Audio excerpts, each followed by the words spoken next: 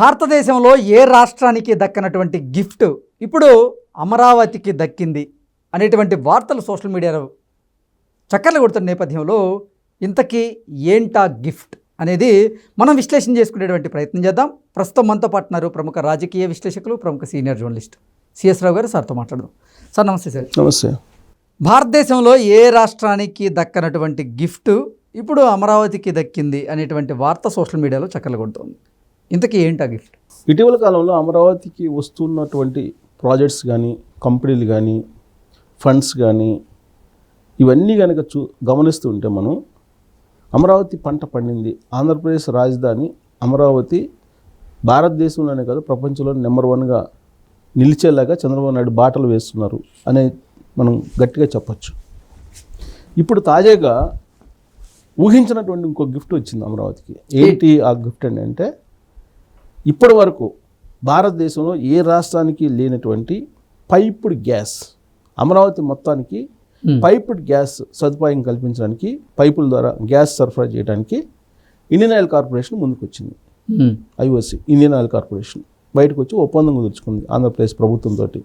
అమరావతి ఏరియాతో పాటు ఆంధ్రప్రదేశ్ మొత్తం కూడా దాదాపు 80,000 కుటుంబాలకి, 80,000 హౌస్ హోల్డ్స్కి మీకు పైపుల ద్వారా గ్యాస్ని అందజేసేటువంటి ఒక ప్రాజెక్టు వచ్చింది. దానికి ఆంధ్రప్రదేశ్ ప్రభుత్వం గ్రీన్ సిగ్నల్ ఇచ్చింది. ఐఓసి ఒప్పందం కుదుర్చుకుంది. అమరావతి ప్రాంతం, అమరావతి సిటీ, ఆయన ఏదైతే అమరావతి సిఆర్డిఏ పరిధి ఉందో ఆ సిఆర్డిఏ పరిధిలో ఉండేటువంటి ప్రతి ఇంటికి పైపు ద్వారా గ్యాస్ సప్లై చేసుకోవచ్చు. రాష్ట్ర వ్యాప్తంగా అన్నారు. అంటే రాష్ట్ర వ్యాప్తంగా ఇప్పుడు గ్రామీణ ప్రాంతాల్లో కూడా ఈ పైపు ద్వారా గ్యాస్ సప్లై చేసేటువంటి సదుపాయం రాబోతుందా రానున్న రోజుల్లో? రాష్ట్రం మొత్తం పైపు ద్వారా అనేది సాధ్యం కాకపోవచ్చు. బట్ సిఆర్డిఏ పరిధిలో మాత్రం 100% హౌస్ హోల్డ్స్కి మీకు పైపు ద్వారా గ్యాస్ సప్లై చేసేటువంటి వెసులుబాటు ఐఓసి కల్పించబోతుంది. దానికి సంబంధించిన ఒప్పందాలు కుదిరినాయి.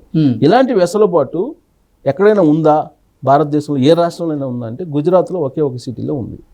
అది గిఫ్ట్ సిటీ. గుజరాత్లో ఉండేటువంటి గిఫ్ట్ సిటీకి ఆ ఏర్పాట్లు చేస్తున్నారు, ఇంకా పూర్తి కాల. దానికంటే ముందు అమరావతిలో పూర్తి అయ్యేటువంటి అవకాశం. అందుకే దేశంలోనే నెంబర్ 1 పైపు ద్వారా గ్యాస్ ఇచ్చేటువంటి రాష్ట్ర రాజధాని అనేది ఇప్పుడు చంద్రబాబు నాయుడు గారు కుదుర్చుకున్నటువంటి ఒప్పందాన్ని బట్టి మనం ఒక అభిప్రాయానికి రావచ్చు. సో ఈ గ్యాస్ ద్వారా పైపు వస్తే ఏంటి, ఎలా? ఇప్పటివరకు సిలిండర్లు కదా, సిలిండర్ల ద్వారా మనం గ్యాస్, వంట గ్యాస్ అంతా ఉపయోగించుకుంటున్నాం. రాబోయేటువంటి రోజుల్లో పైపుల ద్వారా గ్యాస్ వస్తుంది. ఇప్పుడు ఏ విధంగా అయితే మన సెల్ ఫోన్లు రీఛార్జ్ చేసుకుంటున్నామో, అది ఛార్జ్ చేస్తేనే కదా పనిచేసేది. అవును. అలాగే నువ్వు ఎంత గ్యాస్ వాడుకుంటున్నావో అనేది ఒక మీటర్ పెడతారు. ప్రతి ఇంటికి ఒక మీటర్ పెడతారు. మీటర్ పెట్టి ఆ మీటర్ రీడింగ్ని బట్టి నీకు గ్యాస్ వినియోగాన్ని బట్టి బిల్లు ఛార్జ్ చేయాల్సి వస్తుంది. సో ఇక నుంచి గ్యాస్ బుకింగ్ ఇలాంటివి ఏమి ఉండవు రాబోయే రోజుల్లో అమరావతిలో. అమరావతి అనేది గ్రీన్ సిటీ. అందుకే అమరావతి అనేది రాబోయేటువంటి రోజుల్లో ప్రపంచంలోనే నెంబర్ 1 సిటీగా ఎదగబోతుంది. గ్రీన్ సిటీగా, పొల్యూషన్ లేనటువంటి సిటీగా, సమస్యలు లేనటువంటి సిటీగా, కేబుల్ కనిపించినటువంటి సిటీగా. జనరల్గా ఇప్పుడు ఏంటి, మనం హైదరాబాద్లో చూస్తున్నాం, చెట్లు కొట్టేస్తుంటారు రోజు. దేనికి? పవర్ మొత్తం ఈ తీగల ద్వారా కనిపిస్తుంటుంది. అలాగే ఫోన్లు, తర్వాత కేబుల్స్, ఏది ఈ సిటీ కేబుల్, ఈ టీవీకి సంబంధించిన కేబుల్స్, ఫోన్ కేబుల్స్, ఇవన్నీ కనిపిస్తుంటాయి హైదరాబాద్లో. వీటిని మనం అండర్ గ్రౌండ్లో వేయటానికి లేదు హైదరాబాద్లో, ఛాన్సే లేదు. కానీ అమరావతిలో సిఆర్డిఏ కుదుర్చుకున్న ఒప్పందం ప్రకారం ఒక్క కేబుల్ కానీ, ఒక్క ఎలక్ట్రిక్ వైర్ కానీ ఏమీ కనిపించదు. మొత్తం అండర్ గ్రౌండ్లో ఉంటాయి, అన్నీ అండర్ గ్రౌండ్లోనే ఉంటాయి. సో ఒక అద్భుతమైనటువంటి సిటీని చంద్రబాబు నాయుడు గారు ప్లాన్ చేశారు.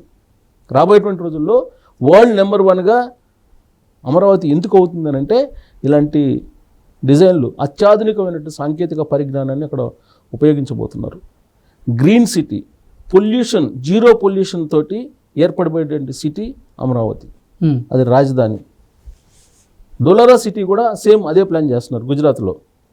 డోలారా సిటీ కన్నా బాగా ఈ పాటికి ముందు ఉండాల్సింది యాక్చువల్గా అమరావతి. కానీ 2019లో జగన్మోహన్ రెడ్డి గారు వచ్చిన తర్వాత అమరావతి ప్రాజెక్ట్ అనేది కూలిపోయింది. మళ్ళీ రీవర్క్ చేస్తున్నారు చంద్రబాబు నాయుడు గారు. అమరావతి ప్రాజెక్ట్ ఎప్పుడైతే కూలిపోయిందో అక్కడ డోలారా సిటీకి సంబంధించినటువంటి ప్రాజెక్టు వేగవంతమైంది గుజరాత్లో.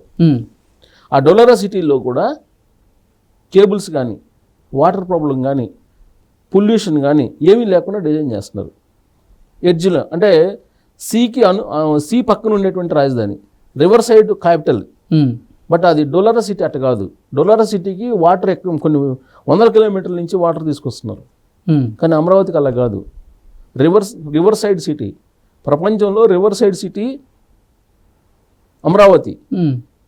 గ్రీన్ సిటీ, జీరో పొల్యూషన్ లేనటువంటి సిటీగా అమరావతిని తీర్చిదిద్దబోతున్నారు. దానికి తగిన ఏర్పాట్లు చేస్తున్నారు. దాంట్లో భాగంగానే ఈ పైపుడ్ గ్యాస్ లైన్. రాబోయేటువంటి రోజుల్లో బస్సులు కానీ ఏవైనా సరే ఎలక్ట్రిక్ బస్సులు మాత్రమే ఉంటాయి, ఎలక్ట్రిక్ కార్లు మాత్రమే ఎంటర్ అవుతాయి, ఎలక్ట్రిక్ సంబంధించిన వాహనాలు మాత్రమే ఎంటర్ అవుతాయి. పొల్యూషన్ వెదజల్లేటువంటి ఏ వాహనం కూడా అమరావతి సిఆర్డిఏ పరిధిలో ఎంటర్ కావు. మెయిన్ కోర్ క్యాపిటల్లో ఎంటర్ అయ్యేటువంటి అవకాశం కూడా ఉండదు. రాబోయేటువంటి రోజుల్లో నెక్స్ట్ జనరేషన్కి చంద్రబాబు నాయుడు గారు తీసుకెళ్ళబోతున్నారు దాన్ని. అందుకే 2029, 2047 విజన్ తయారు చేశారు. దాని మీద కలెక్టర్లకి అలాగా ఎస్పీలకి వీళ్ళకి అవగాహన కలిగించేటువంటి ప్రయత్నం చేస్తున్నారు. మొదటి విడతగా దానికి సంబంధించి ప్రచారం కూడా చేస్తూ ఉన్నారు. ఇప్పటికే ఫస్ట్ ఐఏఎస్లు ఐపీఎస్లు అర్థం చేసుకోవాలి, ఆ తర్వాత ప్రజలకు చెప్పాలి అనేది. ప్రజలు అర్థం చేసుకోవడం కష్టం. 2047 విజన్ అది వరల్డ్ నెంబర్ అవుతుంది అమరావతి అని అంటే అసలు ఇప్పుడు సంగతి చూడు అని అంటారు జనరల్గా. ఇప్పుడు మనం విలేజ్లోకి వెళ్ళి 2047కి మనం నెంబర్ 1 అవుతున్నాం అని అంటే ఇప్పుడు సంగతి చూడు, తర్వాత సంగతి అని అంటారు. ఆకలైనప్పుడు అన్నం పెట్టు, నా అప్పుడెప్పుడో పంచపక్ష పరవాణాలు పెడతానని కాదు, ఆకలైనప్పుడు నువ్వు పచ్చడి బతుకులైనా పెట్టు అని చెప్పి అడుగుతారు సహజంగా గ్రామీణ ప్రాంతాల్లో ఇలాంటివి అడుగుతుంటారు. కాబట్టి అందుకే చంద్రబాబు గారు ఏం చేశారంటే దీర్ఘకాలిక ప్రణాళిక, మధ్యకాలిక ప్రణాళిక, స్వల్పకాలిక ప్రణాళిక 3 తయారు చేశారు ఈసారి. ఎందుకనంటే 2020 విజన్ అని చెప్పేసి దీర్ఘకాలిక ప్లానింగ్ తోటి ఆయన వెళ్ళి ఫెయిల్ అయ్యాడు రాజకీయంగా. అభివృద్ధి పరంగా సక్సెస్ అయ్యాడు, కానీ రాజకీయంగా ఆయన ఫెయిల్ అయ్యారు. దాని కారణంగా దాని నుంచి వచ్చినటువంటి ఫలాలు ఏదైతే ఉన్నాయో అవి చంద్రబాబు కారణంగా వచ్చింది అని చెప్పి చెప్పుకోలేని పరిస్థితిలో ఇప్పుడు ఉన్నటువంటి జనరేషన్ని ఉంది. అలాంటి పరిణామం ఆంధ్రప్రదేశ్లో చోటు చేసుకోకుండా ఆయన స్వల్పకాలిక, మధ్యకాలిక, దీర్ఘకాలిక ప్రణాళికలు తయారు చేశారు. 2029 నాటికి భారతదేశంలో నెంబర్ 1 అమరావతి చేయాలి అనేది ఫస్ట్ ప్రణాళిక. ఆ తర్వాత 2047 నాటికి ఏం చేయాలనేది ఆల్రెడీ విజన్ విడుదల చేశారు. సో కాబట్టి స్వల్పకాలిక ఏంటి, ఇప్పుడు ముందు అమరావతికి సంబంధించిన ప్రాథమికమైనటువంటి ఇన్ఫ్రాస్ట్రక్చర్ డెవలప్ చేయటం. అందుకే ఇప్పుడు అసెంబ్లీ, సెక్రటరియట్, హైకోర్టు ఇవన్నీ నిర్మిస్తున్నారు.